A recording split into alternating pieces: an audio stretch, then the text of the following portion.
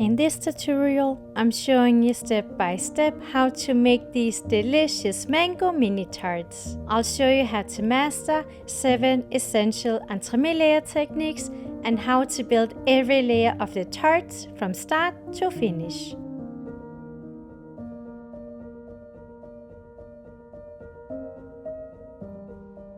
My name is Louise Lindberg and I'm a self-taught cake artist and recipe developer.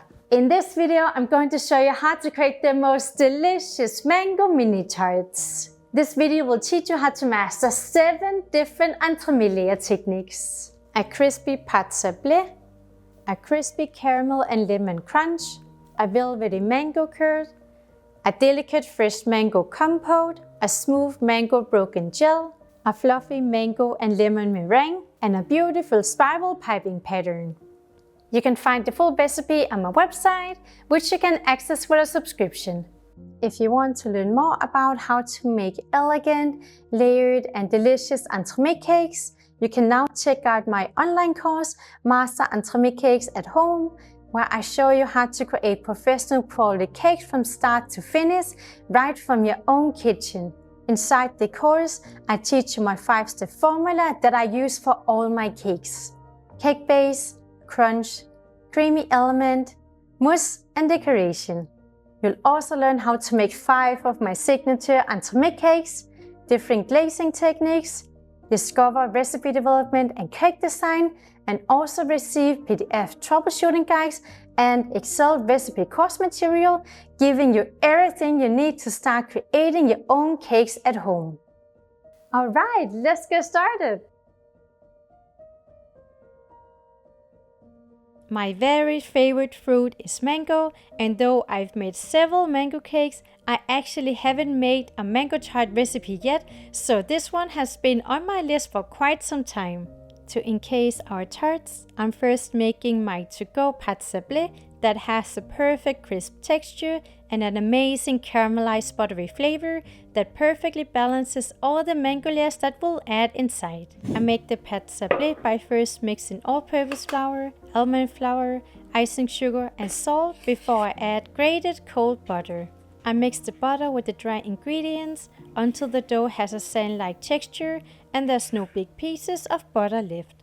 Then I briefly, and only briefly, collect the dough with the egg as we don't want to over-knead the dough. We then roll out the dough between 2 pieces of baking paper and let it set in the fridge for around 2 hours. I cut out tart bases with an 8 cm diameter tart ring and a wheel pastry cutter and line the tarts with the dough and lastly trim the top. I bake the tarts for 12 to 18 minutes at 175 degrees conventional oven until golden and crispy. Then they need to cool off fully before we can start adding the tart layers inside. In addition to the crispy pâte sablée, I knew I wanted to include a crunch layer. I was initially debating whether to go with a frangipane, as I usually like to include this moist and more cakey layer in tarts, or whether to go for a crunch layer. In the end, I opted for a crunch layer as I wanted the tarts to be quite light instead of heavy. I made a crunch layer with caramel and lemon to bring a slight flavor contrast to the tarts, with caramel notes and zesty lemon to lift the flavor. I start out by melting caramel chocolate and then mix in feuilletine, Biscoff cream, salt and lots of lemon zest. The lemon zest brings a fresh and slightly acidic flavor to the tarts, which will lift the fruity mango flavors in the other layers. I spread approximately 2½ teaspoon crunch in each of the tarts, level the layer with a spoon, and put the tarts back in the fridge where the crunch needs to set before we can add the mango curd.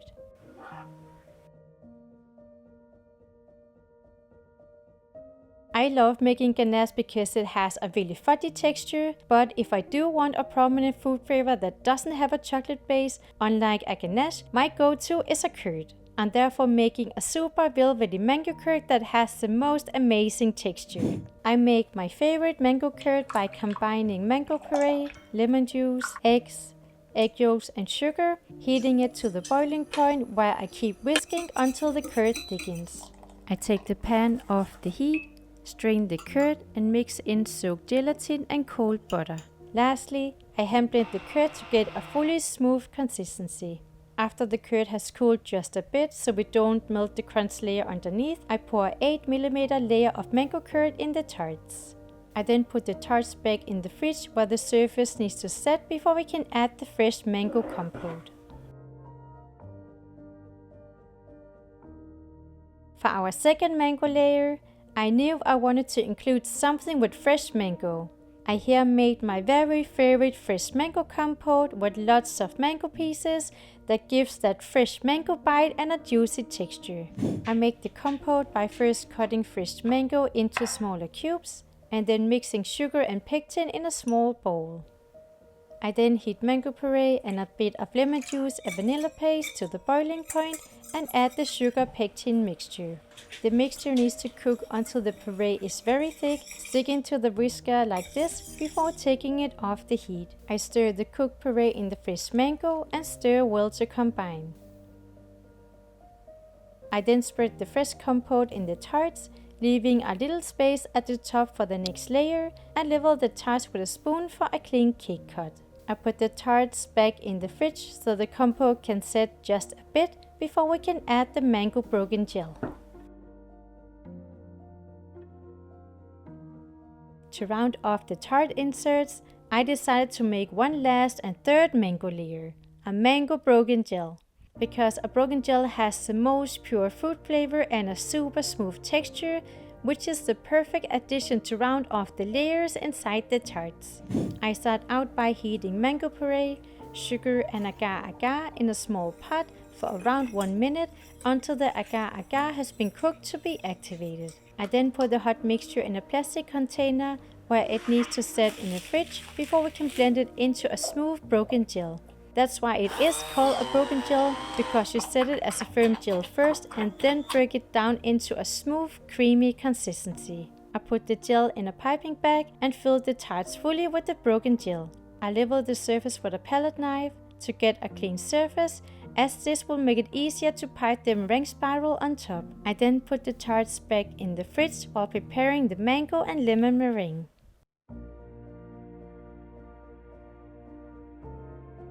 To decorate the tarts and finish the last element, I knew I wanted to make a meringue. This meringue doesn't only have the most light yet fluffy texture, but is also perfect for making a mesmerizing spiral piping pattern. I chose to make it into a combined mango and lemon meringue, as a fully mango focused flavor would be a bit too sweet, so lemon here perfectly balances the flavors.